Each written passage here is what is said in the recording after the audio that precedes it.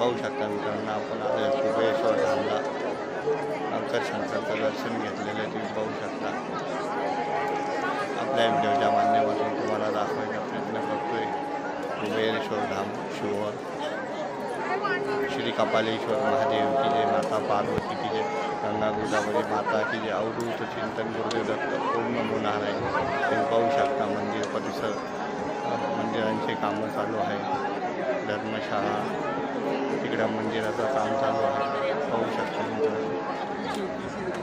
Video आवडला तर like करा, चॅनलला सबस्क्राईब करा। हर हर महादेव।